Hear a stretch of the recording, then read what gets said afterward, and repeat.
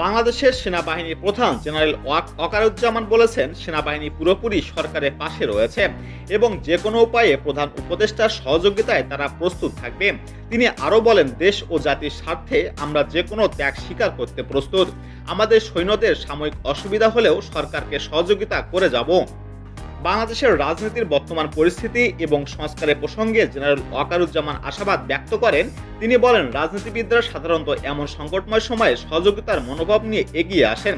আমি আশাবাদী রাজনৈতিক দলগুলোর মধ্যে ভালো রাজনীতিবিদ রয়েছেন, বলেন তিনি।